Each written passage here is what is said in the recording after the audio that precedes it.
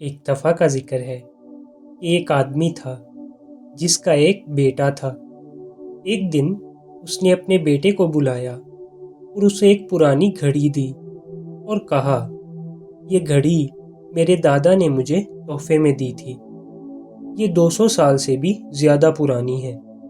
میں یہ گھڑی تمہیں دینا چاہتا ہوں، لیکن پہلے میں یہ چاہتا ہوں کہ تم گھڑیوں کی دکان پر جاؤ اور دکان کے مالک سے کہو کہ تم اسے بیچنا چاہتے ہو۔ اس سے پوچھو کہ وہ اس کے لیے کتنی قیمت ادا کرے گا۔ بیٹا گھڑی کی دکان پر گیا اور کچھ دیر بعد اپنے باپ کے پاس واپس آ گیا۔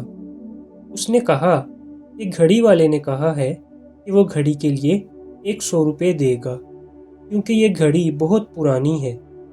والد نے پھر کہا، بیٹا اب کسی بیکری شاپ پر جاؤ اور وہاں کے مالک سے پوچھو کہ کیا وہ اس گھڑی کو خریدنے میں دلچسپی رکھتا ہے اور وہ کتنی قیمت ادا کرے گا۔ بیٹا بیکری شاپ کی طرف دوڑا گیا اور جلد ہی واپس آ گیا۔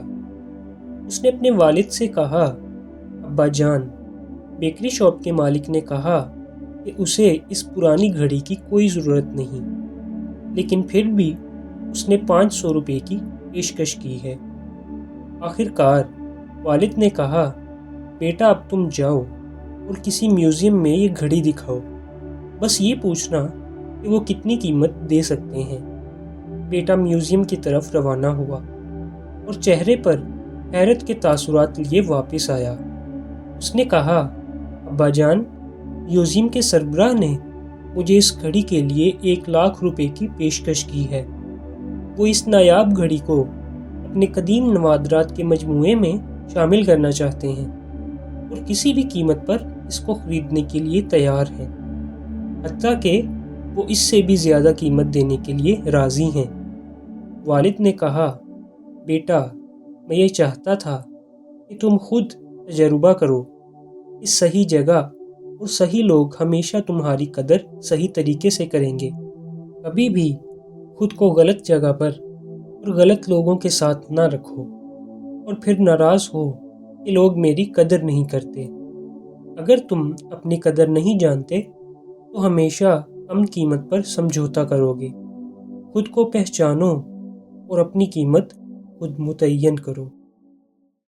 اگر ہم اپنی زندگی میں دیکھیں تو ہمیں معلوم ہوگا کہ جو لوگ اپنی قیمت نہیں جانتے وہ ہمیشہ اپنی قیمت سے کم پر سمجھوتا کر لیتے ہیں۔ تعلقات، پیشہ یا نوکری میں وہ جانتے ہیں کہ وہ زیادہ کے قابل ہیں، لیکن وہ دوسروں کی قیمت پر سمجھوتا کر لیتے ہیں۔ آپ کو اپنی قیمت جاننی ہوگی۔ زیادہ تر لوگ کسی کو بھی اپنے بارے میں رائے دینے کی اجازت دے دیتے ہیں، لیکن وہ لوگ جو اپنی زندگی سے محبت کرتے ہیں وہ دوسروں کی رائے کو مسترد کرتے ہیں۔ وہ اپنی قیمت خود متعین کرتے ہیں، نہ کہ کسی اور کی رائے سے۔ آپ اپنی زندگی کے فیصلے خود لیں اور اپنی قیمت خود متعین کریں۔ ہر روز اپنے کام سے خود کو قابل قدر بنائیں اور کبھی بھی دوسروں کی رائے کو اپنی قدر متعین کرنے کا اختیار مت دیں۔